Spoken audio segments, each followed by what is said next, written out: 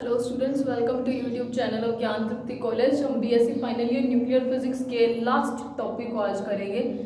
इसके बाद nuclear physics की बुक से जितना कुछ आता है आपके एग्जाम में, मेरे हिसाब से वो कंप्लीट हो चुका है। बाकी अगर कुछ रहेगा तो अपने देख लेंगे बाद में। तो कल अभी अपने कर क्या रहे थे, फिशन कंप्लीट हुआ था, तो अभी अपने फ्यूजन पे आए थे। फ्यूजन मतलब जुड़ना।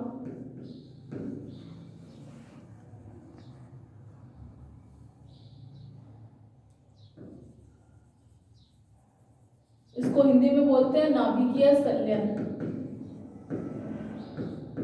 तो आपको कल कैसे संलयन होता है और कितनी प्रॉब्लम्स आती है वो सब हमने डिस्कस किया था, और अपने को ये भी पता चला था कि ये पॉसिबल क्यों नहीं है ये सब कुछ होना। तो अपने आगे देखते हैं। अपनों ने क्या देखा था कि संलयन का मतलब होता है कि दो छोटे छोटे न्यूक्लियाई का आपस में जुड़ के एक बड़ा न्यूक्लियाई बनाना, और ऐसा न्यूक्लियाई बनाना कि बाइंडिंग एनर्जी क्या हो, इनकी कंपैरिजन में थोड़ी सी ज्यादा हो जाए। ठीक है, किसकी? प्रोडक्ट न्यूक्लियाई की। अगर बाइंडिंग एनर्जी ज्यादा होगी तो मतलब स्टेबिलिटी बढ़ेगी, और यूनिवर्स में हर एक चीज क्या होना चाहती है? स्टेबल होना चाहती है। इसीलिए नाभिक जुड़ते हैं और टूटना प्रेफर करते हैं। फिर अपनों ने देखा था कितनी एनर्जी मिल रही थी, 34.67 इंटू 10⁻13 थी शायद तक।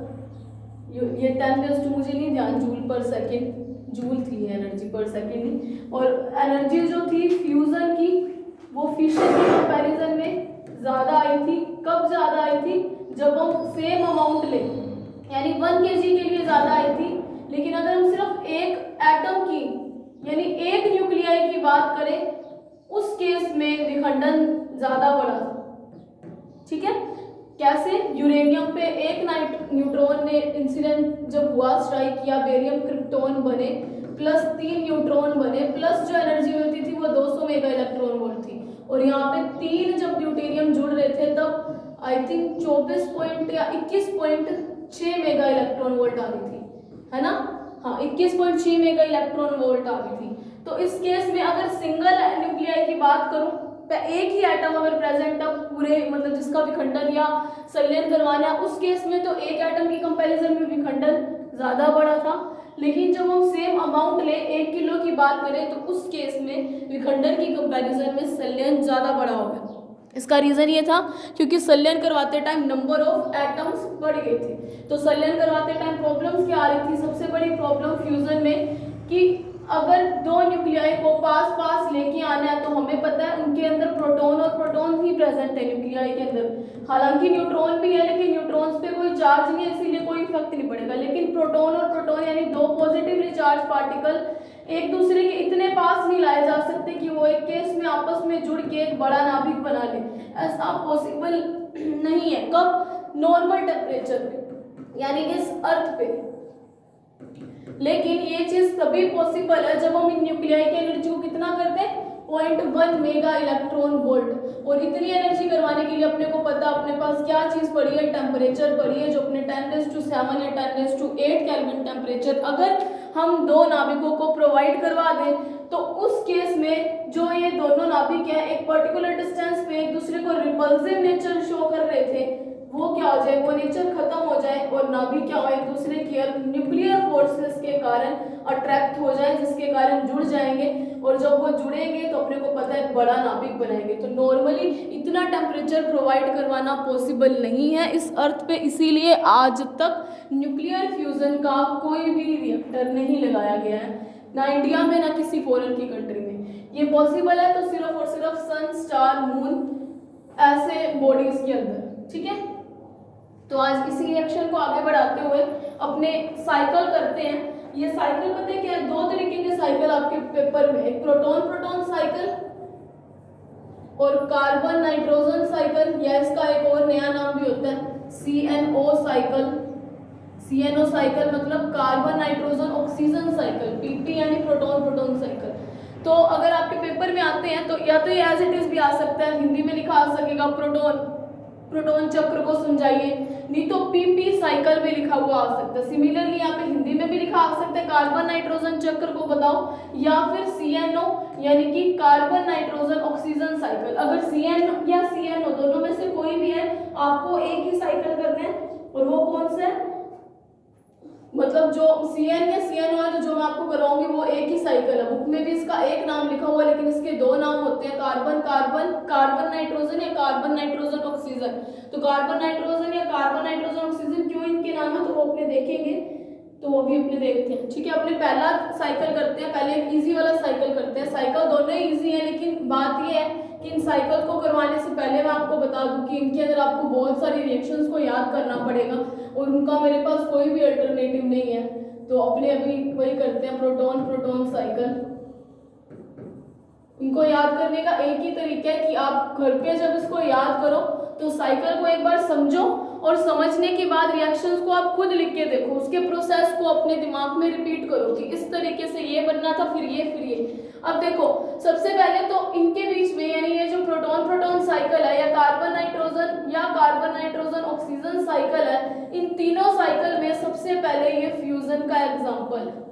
यानी कि नाभिक क्या होंगे, आपस में जुड़ेंगे, न्यूक्लियाई क्या करेंगे, जुड़ना शुरू करेंगे, संलयन करेंगे, यानी कि फ्यूजन करेंगे, फिशन। ठीक है, और दूसरी चीज, ये जो साइकिल है ये होता है सन के अंदर, प्रोटॉन प्रोटॉन साइकिल, ये होता है स्टार्स के अंदर। देखो, जो सूर्य है ना, सन है, ये इस अर्थ के सबसे नजदीक, ये भी एक तारा ही है, स्टार ही है ये भी, लेकिन ये क्या है, ये पृथ्वी के नजदीक है। ठीक है, इसीलिए हमें तारों की कंपैरिजन में थोड़ा सा बड़ा दिखाई देता है, और तारे एज कंपेयर टू सन पृथ्वी से थोड़ा सा दूर है, इसीलिए अपने को ये छोटे छोटे दिखाई देते हैं। ठीक है, ये सारे के सारी ऐसी बॉडीज हैं, एक तरीके के सब स्टार्स हैं, इन सब के बीच में फ्यूजन रिएक्शन चलती है। अगर आपसे कोई पूछे कि सूरज चमक रहा है, इसका रीजन बताओ, तो इसका रीजन न्यूक्लियर फ्यूजन है। ठीक है, नाभिकीय संलयन है। अगर इनके बीच में न्यूक्लियर फ्यूजन रिएक्शन होना बंद हो जाए, मतलब क्या होगा, सन मून स्टार्स चमकना बंद कर देंगे, और आने वाले पता नहीं कितने सालों से अपने देखते आ रहे हैं, अपनों ने तो क्या देखा है, मीन्स अपने को पता है, कोई स्टोरी सुनी होगी है कुछ ऐसा, आने वाले कई साल पहले से सूरज चंद्रमा तारे थे और आज भी हैं, और आने वाले कितने ही करोड़ों लाखों अरबों सालों तक ये चमकते रहेंगे। इसका रीजन यही है कि इनकी कोर के अंदर, सन हो चाहे स्टार हो चाहे मून हो, इनकी कोर के अंदर क्या पाए जाते हैं, एम्पल अमाउंट ऑफ हाइड्रोजन और हीलियम पाए जाते हैं। ठीक है, अब हाइड्रोजन और हीलियम होते कैसे हैं, तो ये इनकी कोर के अंदर, मतलब ये बने ही नहीं हाइड्रोजन और हीलियम से हैं, और इनके अंदर न्यूक्लियर फ्यूजन रिएक्शन चलती रहती है, और फ्यूजन के अंदर अपने को पता है एनर्जी रिलीज होती रहती है, और वही रिलीज एनर्जी क्या हो, अपने पास आती है। ठीक है, वही रिलीज एनर्जी इस अर्थ पे आती है, वही एनर्जी के कारण अपने को सूरज चमकता हुआ, तारे टिमटिमाते हुए, बोलते हैं पर्टिकुलर वर्ड, तो अपने को दिखाई देते हैं। तो अपने देखते हैं कि क्यों ऐसा होता है, या कैसे इसके अंदर ये चलता रहता है फ्यूजन। सबसे पहली चीज तो चाहे सन है, चाहे स्टार है, चाहे मून है, सिलेबस में ये दो। ठीक है, इन दोनों की कोर में हाइड्रोजन हीलियम पड़े होते हैं। ठीक है, इनके अंदर होता क्या है, हाइड्रोजन क्या होते रहते हैं, हीलियम के अंदर बदलते रहते हैं, यानी कि हाइड्रोजन जुड़ते जाएंगे तभी हीलियम के अंदर बदलेंगे ना, तो वो फ्यूजन रिएक्शन है। ये हेल्महोल्ट्ज, कैल्विन और बर्थ नाम के साइंटिस्ट थे, काफी सारे साइंटिस्ट थे जिन्होंने ये सब चीजें एक्सप्लेन की थी कि सेंट्रल कोर के अंदर हाइड्रोजन या हीलियम पड़े होंगे और वो आपस में कन्वर्ट होते रहेंगे। तो उसी के बेसिस पे ये साइकिल दिए थे कि किस तरीके से सूरज के अंदर हाइड्रोजन हीलियम में बदलता है और किस तरीके से स्टार के अंदर हाइड्रोजन हीलियम में बदलता है। देखो, अब दोनों के साइकिल अलग अलग है। सन के लिए तो प्रोटॉन प्रोटॉन साइकिल है, लेकिन जो स्टार्स हैं इनके लिए कौन सा साइकिल है, कार्बन नाइट्रोजन साइकिल है। तो एक क्वेश्चन आपके दिमाग में, चलो इस क्वेश्चन को मैं आपको लास्ट में बताऊंगी, अगर आपको ये आपके दिमाग में स्ट्राइक कर रहा हो तो अपने देखते हैं होता है या नहीं। ठीक है, अभी पहला साइकिल करते हैं, प्रोटॉन प्रोटॉन साइकिल। यानी कि सबसे पहली चीज तो जैसे मैंने आपको बताया, ये किसके अंदर होगा, सन के अंदर होगा ये साइकिल। अब सन के अंदर ये साइकिल पॉसिबल क्यों है, फ्यूजन पॉसिबल क्यों है, क्योंकि आपको पता है सूरज का टेम्परेचर बहुत ज्यादा होता है, और एक्सपेरिमेंट्स के थ्रू ये पता चला है कि सूरज का टेम्परेचर 1.5 इंटू 10⁷ केल्विन के साथ साथ 10⁶ एटीएम प्रेशर इस सूरज के अंदर प्रेजेंट होते हैं। ठीक है, प्रोटॉन प्रोटॉन साइकिल के अंदर क्या मतलब क्या होगा, प्रोटॉन नाम क्यों दिया गया, क्योंकि इसके अंदर H11 दैट इज ड्यूटेरियम। और अगर आप ड्यूटेरियम को देखो तो ये है क्या चीज, सिर्फ और सिर्फ इसके अंदर प्रोटॉन पड़ा एक, न्यूट्रॉन एक भी नहीं है, क्योंकि ड्यूटेरियम के अंदर प्रोटॉन होते हैं और ड्यूटेरियम जुड़ते हैं और आपस में जुड़ के क्या बनाएंगे, हीलियम बनाएंगे। लेकिन जुड़े कौन, प्रोटॉन्स जुड़े या ड्यूटेरियम्स जुड़े, इसीलिए साइकिल का नाम प्रोटॉन साइकिल हुआ। क्यों? क्योंकि हमारे पास क्या जुड़ रहे हैं, प्रोटॉन्स या फिर ड्यूटेरियम्स। तो अभी इस रिएक्शन को देखते हैं, इसके अंदर किस तरीके से रिएक्शन चलती है। रिएक्शंस चलेंगी फिक्स तरीके से चलेंगी, ऐसा नहीं है कि आप रिएक्शन को घुमा दो। रिएक्शन को अगर घुमाया तो पूरा टॉपिक घूम जाएगा, और इन्हीं रिएक्शंस के कारण ये थोड़ा सा टफ है, क्योंकि आपको इनको याद रखना पड़ेगा। इसके अंदर देखो क्या होता है, एक H11 यानी कि एक ड्यूटेरियम, इस चीज को मैं अपनी ये देखो,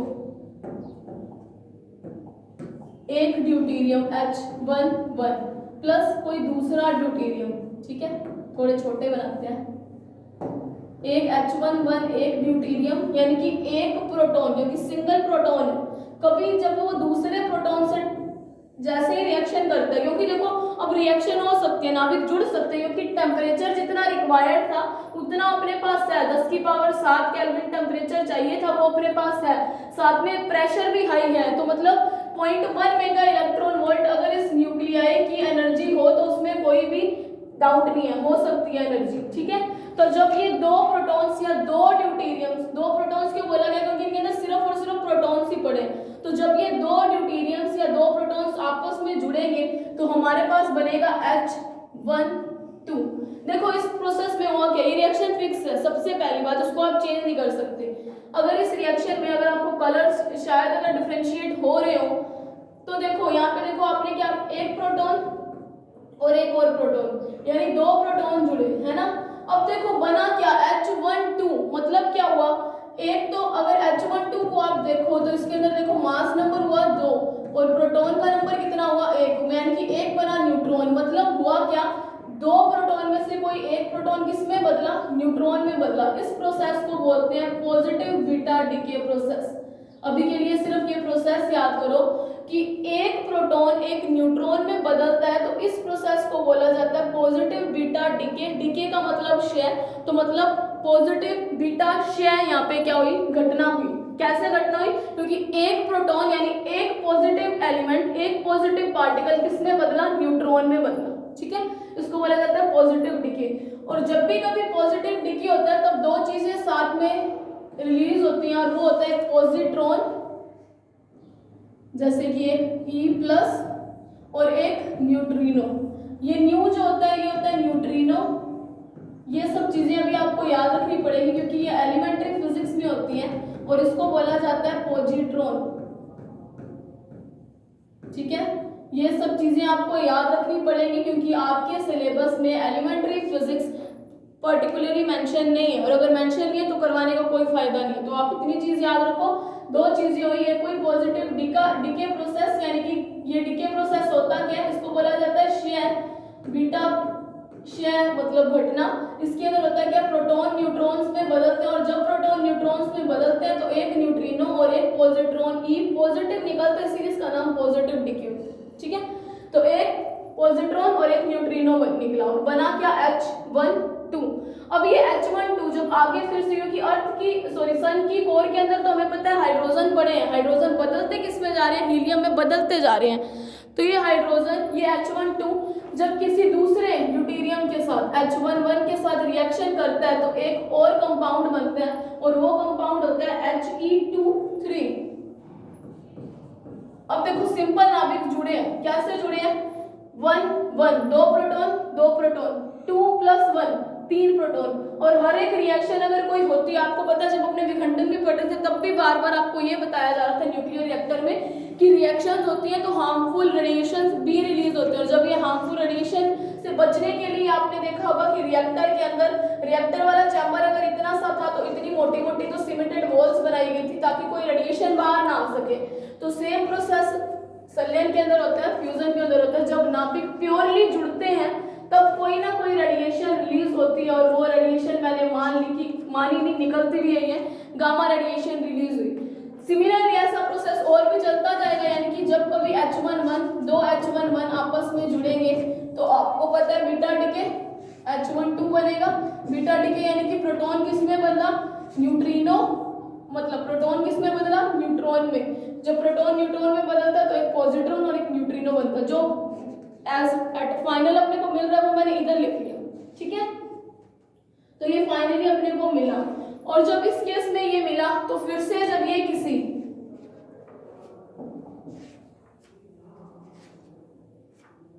इस तरीके से मैंने लिख दिया, जब फिर से ये H12 बना, यानी प्रोटॉन न्यूट्रॉन में बदल चुका है, ये फिर से जब किसी H11 से रिएक्शन करेगा तो सेम कंपाउंड He2 यानी कि प्योरली नाभिक जुड़ गए तो अपने को पता है कोई ना कोई गामा रेडिएशन रिलीज होगी। गामा रेडिएशन बुक में नहीं शो की गई, आप मत करना शो, आप करना चाहो तो कर लो, नहीं करना चाहो तो मत कर लो।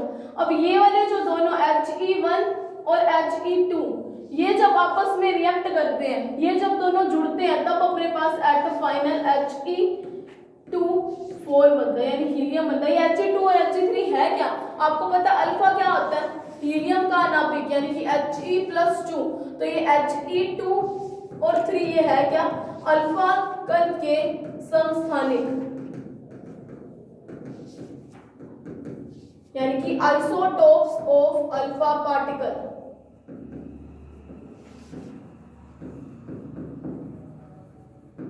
बना क्या हमें, आइसोटोप्स और अल्फा पार्टिकल। तो ये जब He2 He3 बनते हैं तो ये एक अस्टेबल कंपाउंड है, और ये अस्टेबल होने के कारण He2 4 में बदलेंगे, साथ में हमें एक H11 और साथ में एक H11 दूसरा, यानी 2 ड्यूटेरियम रिलीज होते हैं। तो प्रोसेस में हुआ क्या, लिए क्या थे, प्रोटॉन के हाइड्रोजन ही लिए थे, एक तरीके से हाइड्रोजन के आइसोटोप्स लिए थे। H11 लिए, He2 बना, सॉरी H12 बना, यानी ड्यूटेरियम, प्रोटियम लिए, ड्यूटेरियम बना, ये प्रोटियम होता है, मैं बार बार इसको ड्यूटेरियम बोल रही हूँ, वो मेरे से गलती हो रही है, तो ये प्रोटियम है। जब प्रोटियम लिए बना क्या, ड्यूटेरियम। उस ड्यूटेरियम ने वापस से जब किसी प्रोटियम से रिएक्शन की तो बना क्या, आइसोटोप ऑफ अल्फा पार्टिकल, यानी कि अल्फा कण का समस्थानिक। और अगर अल्फा कण का समस्थानिक बन रहा है तो वो कैसा कंपाउंड होता है, अस्टेबल कंपाउंड होता है। और अस्थायी होने के कारण ये दूसरे ही किसी अल्फा कण के आइसोटोप के साथ जब जुड़ता है तो हीलियम बनता है। तो एट द एंड जो बात बोली जा रही थी, हाइड्रोजन किसमें बदला, हीलियम में बदला, यानी कि क्या हुआ, फ्यूजन हुआ। तो वो रिएक्शन जो आपको बोली गई थी सन मून इनके अंदर फ्यूजन होता है, तो वो होता है। ये साइकिल आपको एज इट इज याद रखना पड़ेगा, कुछ खास बातें नहीं हुई।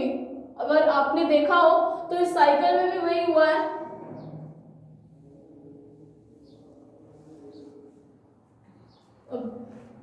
इस साइकिल के अंदर वही चीज हुई है कि H11 प्रोटियम जुड़े, ड्यूटेरियम बना, ड्यूटेरियम ने वापस से जब प्रोटियम से रिएक्शन किया तो He2 यानी अल्फा कण का आइसोटोप बना।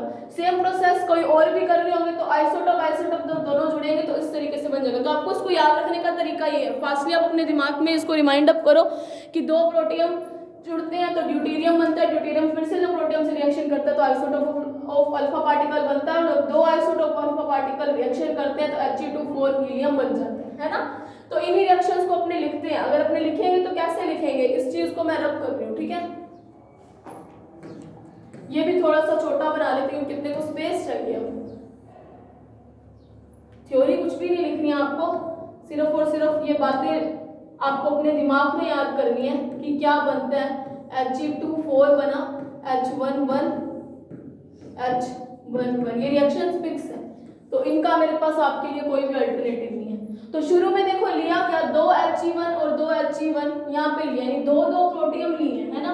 अगर इन दोनों को मैं इकट्ठा करके लिखूं तो मुझे पता है 2 प्रोटियम लिए 2H11, इस ऊपर वाली लाइन में 2 लिए, नीचे भी 2 प्रोटियम प्लस 2H11 बना के अपने पास at the end 2 positron 2 neutrino, ठीक है। यानी मैं लिख देती हूँ 2 E प्लस 2 न्यूट्रिनो प्लस कुछ एनर्जी निकलेगी, वो एनर्जी होती है 0.84 मेगा इलेक्ट्रॉन वोल्ट। साथ में बनता क्या, 2H12 ये चीज बनी। अब फिर होता क्या, फिर ये जो 2H12 बने थे इसने किससे किया, प्रोटियम के साथ रिएक्शन किया, यानी कि 2H12 प्लस 2 प्रोटियम H11 बना के एट द एंड हमारे पास He2 3, यानी कि क्या करते हैं 2He2 3, एक यहाँ पे बन रहा है और एक यहाँ पे बन रहा है, प्लस हमारे पास क्या है 2 गामा रेडिएशंस मैंने लिख दी, प्लस कुछ एनर्जी आएगी। जितनी बार नाभिक जुड़ते जाएंगे उतनी बार एनर्जी आएगी, और एनर्जी आती है 11.08 मेगा इलेक्ट्रॉन वोल्ट। विजिबल हो रहा होगा आपको मेरे हिसाब से ये सारी चीजें, ठीक है। 11.8 मेगा इलेक्ट्रॉन वोल्ट। अब आगे क्या हुआ, इतना इतना तक तो अपने पहुंच चुके। अब क्या हुआ, ये दोनों अल्फा कण के आइसोटोप्स जुड़े, यानी कि 2He23 जब ये जुड़े तो क्या बना, He24 प्लस 2H11 और हमारे पास कुछ एनर्जी निकलती है वो 12.8 मेगा इलेक्ट्रॉन वोल्ट होती है। तो अगर मैं फाइनल रिएक्शन देखूं तो मेरे पास बना क्या, मैंने 4 क्या लिए, H11 लिए, मतलब स्टार्टिंग में मैंने ये लिए 4 H11, 2 ये थे और 2 नीचे वाले प्रोसेस में चले, तो 4 H11 किस में बदल गए, 2 एक हीलियम के नाभिक में बदल गए, ठीक है। अगर ये हीलियम के नाभिक में बदले हैं, देखो ये रिएक्शंस तो अब आपको मैं इनकी एनर्जी की वैल्यू देख रही हूँ क्योंकि मुझे भी इसकी एनर्जी की वैल्यू आपको रिमाइंड करनी पड़ेगी। तो बना क्या, 2 प्रोटियम, अगर बेसिकली देखा जाए जो इंटरमीडिएट प्रोडक्ट्स हैं उनको मैं छोड़ दूं तो 4 प्रोटियम लिए, उससे बना क्या, He24। इंटरमीडिएट छोड़ रही, इंटरमीडिएट मतलब ये वाला भी, ये वाला भी, ये भी और ये भी, ठीक है, क्योंकि इनसे कोई काम नहीं हो, इनसे थोड़ी थोड़ी एनर्जी रिलीज हुई है। प्लस हमारे पास क्या हुआ, 2 प्रोटीनो और 2 पॉजिट्रिनो और 2 न्यूट्रिनो, प्लस हमारे पास क्या आई, 2 गामा रेडिएशन, प्लस कुछ एनर्जी आई और वो एनर्जी इन सबका सम कर लो, 12 और 11 कितने होते हैं, 23 और 0.84, मतलब ऑलमोस्ट अगर पहुंचे तो तकरीबन 25 मेगा इलेक्ट्रॉन वोल्ट की एनर्जी निकली। तो ये आपको ये रिएक्शन एज इट इज याद रखनी पड़ेगी। मैंने किया क्या, अगर इससे देखो तो आपको पता चलेगा, यहाँ पे देखो इस डायग्राम से याद करना हमेशा, 2 प्रोटियम जुड़े, एक क्या बना, ड्यूटेरियम, सेम 2 प्रोटियम जुड़े, एक क्या बना, ड्यूटेरियम। अब इन दोनों ड्यूटेरियम ने जब किसी प्रोटियम के साथ रिएक्शन किया तो बने क्या, अल्फा कण के आइसोटोप। अब ये एस स्टेबल है इसलिए ये दोनों आपस में जुड़ गए और जुड़ के क्या बना, हीलियम बना दिया। तो हाइड्रोजन हीलियम में बदला, फ्यूजन हुई और एनर्जी कितनी मिली, 25 मेगा इलेक्ट्रॉन वोल्ट। और देखो अब आप सोचोगे कि जैसे कि आपको बताया जा रहा था अभी तक के पॉइंट्स में हम जितना भी कर रहे हैं कि अगर नाभिक चाहे जुड़े चाहे टूटे, दोनों केस में ही मास में कुछ ना कुछ लॉस होगा।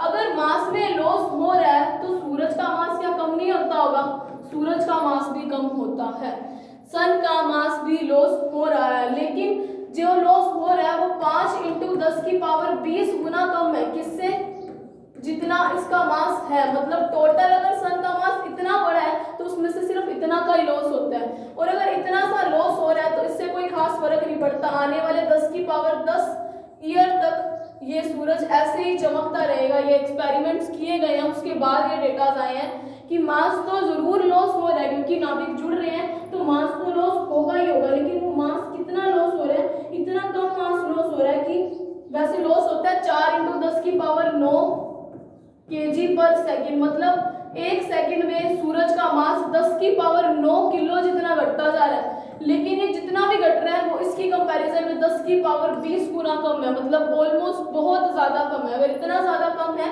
तो मतलब आने वाले 10⁻10 सालों तक सूरज चमकता रहेगा। और संलयन हो क्यों रहा है, क्योंकि इसका टेम्परेचर कितना है, 10⁻7 से 10⁸ केल्विन, वैसे एक्चुअल में 1.5 × 10⁻7 केल्विन और 10⁻6 एटीएम प्रेशर भी है इसके अंदर।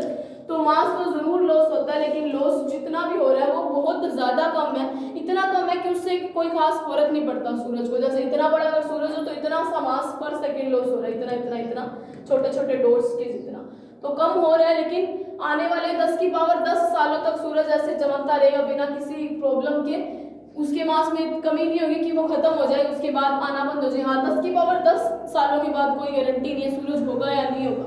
तो प्रोटॉन प्रोटॉन साइकिल कंप्लीट हुआ। अब जो दूसरा साइकिल है वो CN साइकिल, ये करते हैं, इसको बोलते हैं कार्बन नाइट्रोजन साइकिल। इस साइकिल के अंदर भी हाइड्रोजन हीलियम में बदलेगा, लेकिन इसका नाम कार्बन नाइट्रोजन इसलिए किया गया क्योंकि इस साइकिल में कार्बन नाइट्रोजन या कार्बन नाइट्रोजन ऑक्सीजन साइकिल इसलिए रखा गया क्योंकि इस साइकिल में कार्बन, नाइट्रोजन और ऑक्सीजन ये तीनों एज अ कैटालिस्ट काम करते हैं।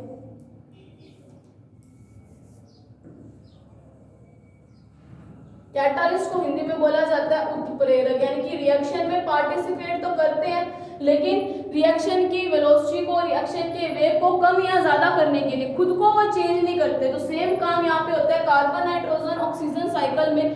कार्बन नाइट्रोजन और ऑक्सीजन यूज तो आते हैं लेकिन एज अ कैटालिस्ट, कभी कार्बन नाइट्रोजन से नहीं जुड़ेगा या कार्बन ऑक्सीजन से नहीं जुड़ेगा। हाँ, वो बार बार बदलेंगे लेकिन एट द एंड हमें कार्बन नाइट्रोजन ऑक्सीजन जैसे रिएक्शन के अंदर थे वैसे के वैसे मिलेंगे। और दूसरी चीज, ये रिएक्शन स्टार के अंदर होती है, ठीक है, चंद्रमा के सॉरी तारों के अंदर होती है, सन के अंदर ये रिएक्शन नहीं होती, ठीक है। अब ये रिएक्शन होती क्या है, इसको भी आपको एज इट इज याद रखना पड़ेगा। किस तरीके से, देखो सबकी कोर के अंदर हाइड्रोजन और हीलियम एम्पल अमाउंट में है, लेकिन जो सन और स्टार है ये प्योरली कार्बन के, इनके अंदर कार्बन की कुछ मात्रा भी होती है, कार्बन नाइट्रोजन और ऑक्सीजन के अंदर। किसके अंदर, स्टार्स के अंदर।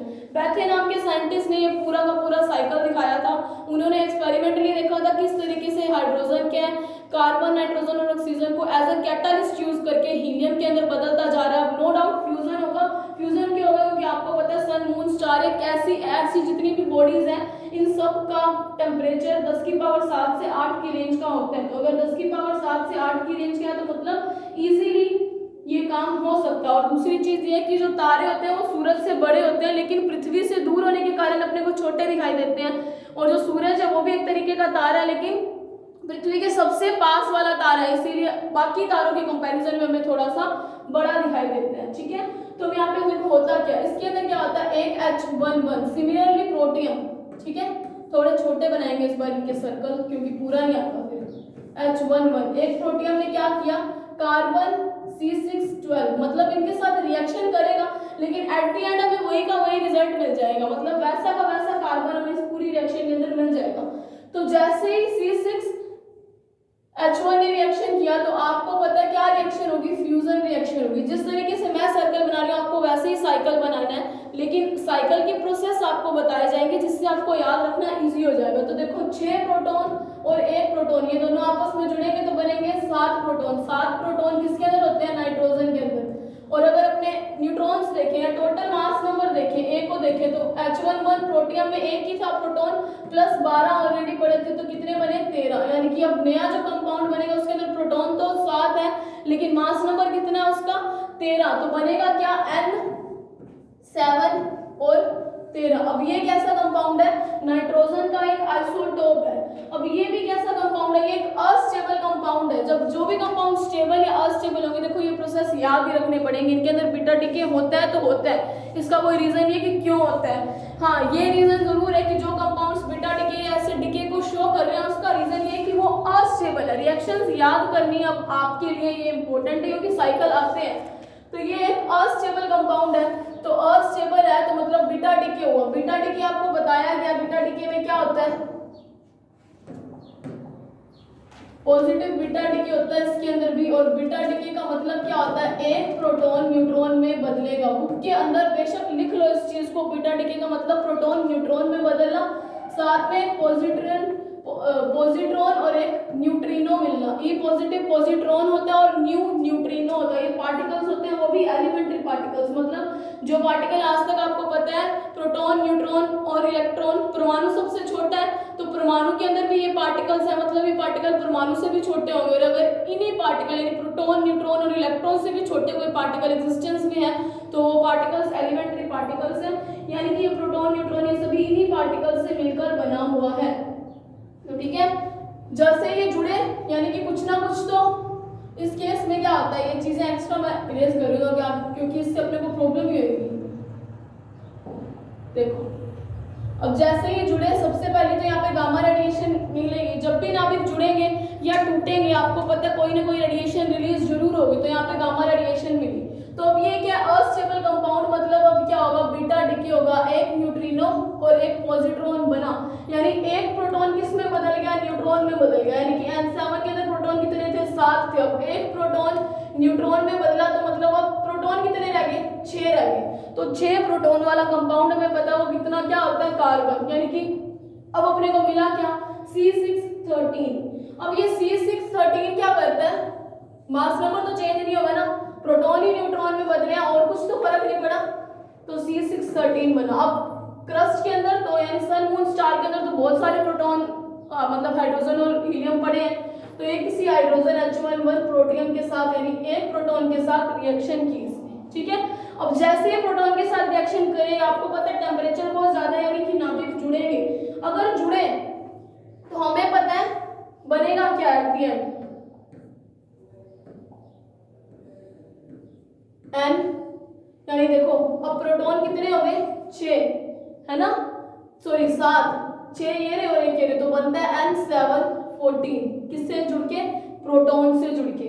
तो N7 14 जैसे ही बना तो ये फिर से किसी एक प्रोटियम के साथ रिएक्शन करेगा H11। देखो एक और यहाँ पे 13 की जगह 14 क्यों हुआ, क्योंकि यहाँ पे देखो 13 थे है ना, एक प्रोटॉन न्यूट्रॉन में बदला यानी कि मास नंबर कितना था 13 और यहाँ पे कितना रह गया 6, और प्रोटॉन न्यूट्रॉन में तो बदल चुके हैं लेकिन अब यहाँ पे 2 प्रोटियम के साथ रिएक्शन की तो N7 14 बना। और जब ये फिर से किसी प्रोटियम के साथ रिएक्शन करेगा तो एक कंपाउंड बनता है यानी जुड़ेंगे फिर से, जब जब जुड़ेंगे तब तक गामा रेडिएशन रिलीज होगी। तो जैसे ये जुड़ा तो O8 यानी कि 7 प्रोटॉन ऑलरेडी थे, एक और जुड़ गया यानी 8 प्रोटॉन वाला अपने को पता है वो क्या क्या होता है, सिर्फ और सिर्फ ऑक्सीजन होता है।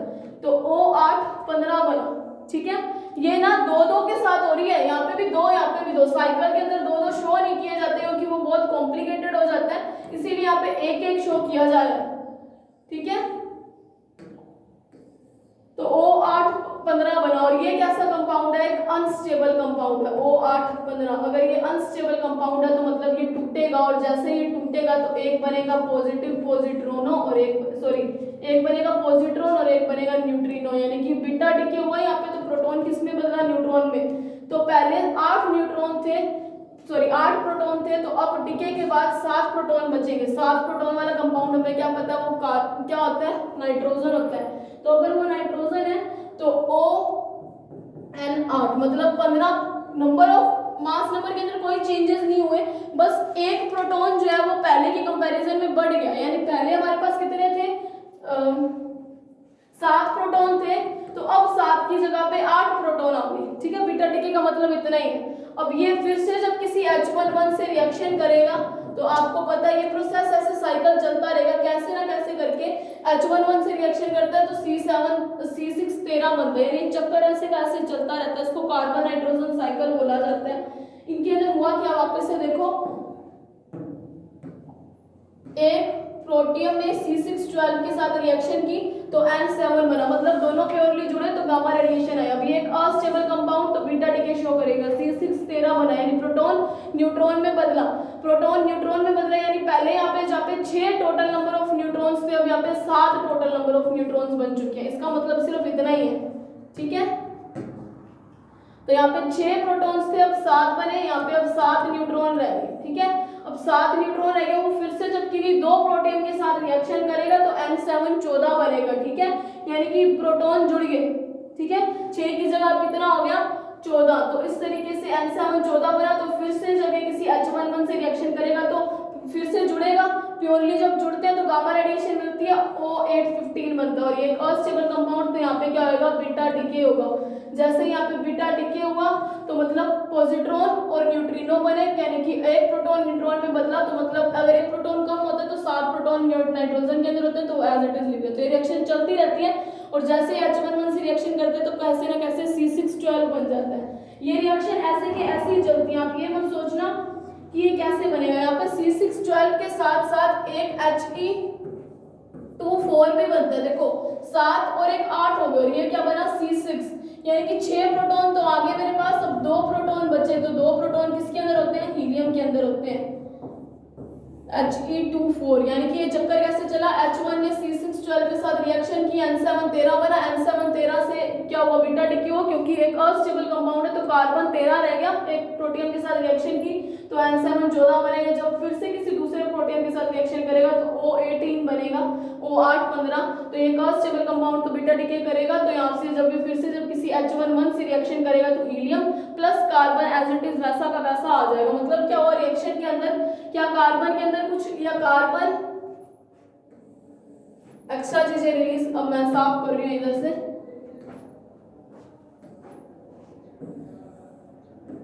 ये साइकिल कंप्लीट हो चुका है, बस अब 1 मिनट की बात है।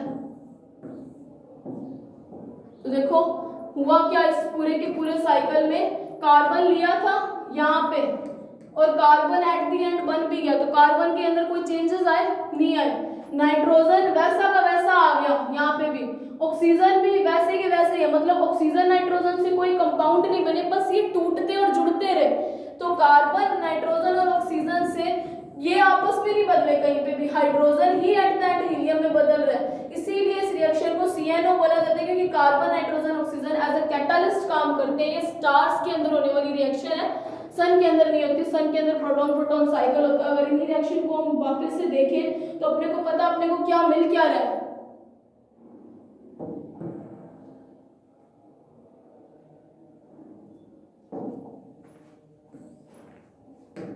देखा जाए तो इन रिएक्शंस के साथ अपनों ने किया क्या है, इन्हीं रिएक्शन में एक H11 लिया और एक C6 लिया। ये जब जुड़े तो बना क्या? N7 13, मतलब मैं वापस वैसे का वैसा लिख रही हूँ। H11 C6 12 जब जुड़े तो बना क्या? N7, क्या बना ये? N7 13 प्लस एक गामा रेडिएशन। अब इसने रिएक्शन किया किसके साथ? H11 के साथ, तो वो रिएक्शन अपने लिखते हैं N7 क्या बना?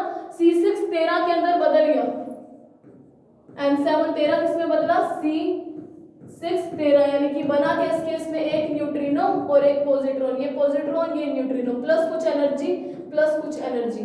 ठीक है, फिर N7 ये कार्बन ने क्या किया? C6 13 ने किसी H11 के साथ रिएक्शन की, तो H11 के साथ रिएक्शन किया, जुड़ा मतलब गामा रेडिएशन तो आएगी, प्लस साथ में क्या बना? N7 14। अब ये कुछ एनर्जी आई, ठीक है। अब ये N7 14 क्या किया इसने? H11 के साथ रिएक्शन की, तो मतलब जुड़ा तो यानी गामा रेडिएशन तो आएगी, बना क्या? O8 15। तो अब ये O8 15 ने क्या शो किया? बीटा डिके, यानी कि किसमें बदला? N7 15 के अंदर। तो N7 15 प्लस एक पॉजिट्रॉन प्लस एक न्यूट्रिनो प्लस कुछ एनर्जी, हर केस में एनर्जी। तब ये N7 15 किस में बदलता है? प्लस H11 के साथ रिएक्शन करके He2 4 plus C6 12 plus gamma radiation, क्योंकि जुड़ रहे हैं, प्लस कुछ एनर्जी। तो टोटल क्या हुआ? हाइड्रोजन लिया और एट द एंड बना क्या? हीलियम बन गया। तो यही कार्बन नाइट्रोजन साइकिल है। तो ये साइकिल कंप्लीट हो गया होगा मेरे हिसाब से। आपको ये प्रोटॉन प्रोटॉन साइकिल भी समझ आएगा। स्टेप बाय स्टेप ध्यान रखना कि दो प्रोटॉन जुड़े तो फिर H1 H12 बना, फिर ये वाला भी कहीं नीचे भी ऐसी प्रोसेस और भी हाइड्रोजन के बीच में चलती जाएगी। तो फिर ये दोनों आपस में जुड़ेंगे, किसी H11 के साथ रिएक्शन करेंगे तो He2 3 बनेगा, तो वो अस्टेबल कंपाउंड, तो वो दोनों आपस में जुड़ के He4 बना देंगे। एनर्जी की वैल्यू जो भी होगी मैंने यहाँ पे लिखी नहीं, आप बुक से नोट करना। तो यहाँ पे भी H11 कार्बन से जुड़ा, N7 13 बना, N7 13 C6 में बदला, बीटा डीके हुआ। फिर यहाँ पे चाहे आप भी लिख भी लेना बुक के अंदर, यहाँ पे बीटा डीके हुआ। बीटा डीके से आपको याद रहेगा कि प्रोटॉन न्यूट्रॉन में बदल चुका है। तो यानी पहले 7 न्यूट्रॉन थे, 7 प्रोटॉन थे, अब 6 प्रोटॉन रह जाएंगे। ठीक है, तो C6 13 जब H11 से रिएक्शन करेगा तो N7 14 बनता है, वो भी करेगा तो O8 बनेगा, O8 बीटा डीके शो करेगा। फिर ये आगे किसी H11 से रिएक्शन करेगा तो हीलियम प्लस ये बनेगा। मतलब एट द एंड चाहे नाभिक जुड़े चाहे टूटे, हमें एनर्जी मिलेगी। ये वाली रिएक्शन स्टार्स के अंदर होती है और वो रिएक्शन सन के अंदर होती है। अब एक क्वेश्चन आपके दिमाग में हो सकता है कि CNO जो है, स्टार और मून दोनों के दोनों चमक रहे हैं, तो फिर CNO वाली रिएक्शन स्टार्स के अंदर और ये वाली रिएक्शन यानी कि हाइड्रोजन वाली रिएक्शन, प्रोटॉन वाली रिएक्शन ये वाली सन के अंदर, और ये वाला जो CNO है ये स्टार्स के अंदर क्यों हुआ है ना? इसका एक रीजन ये है कि कार्बन के अंदर, सॉरी ये जो सन है, अगर इसके अंदर कार्बन हो ना तो इसका मास कितना ज्यादा कम हो रहा है? 4 × 10⁹ kg/s। अगर इसके अंदर कार्बन एग्जिस्टेंस में होता या ये कार्बन की प्रेजेंस में इसके अंदर CNO होता तो कार्बन जल्दी जलता है। तो अगर इतना इसका मास लॉस हो रहा है तो मतलब इसका मास और भी ज्यादा लॉस होना शुरू हो जाता और सूरज खत्म हो जाता। इसीलिए इसके अंदर CNO रिएक्शंस नहीं होती, प्रोटॉन्स वाली रिएक्शन होती है। और दूसरा ये कि CNO रिएक्शन जो है वो उससे बहुत ज्यादा अमाउंट की एनर्जी निकलती है। अगर सन इतनी नजदीक उसके अंदर अगर CNO होती तो जो रेडिएशंस निकलती वो बहुत ज्यादा ही हार्मफुल होती। तो इसका मास लॉस के कारण ही सन के अंदर ये रिएक्शन नहीं हो पाती है। तो आज के लिए इतना ही। Thank you very much.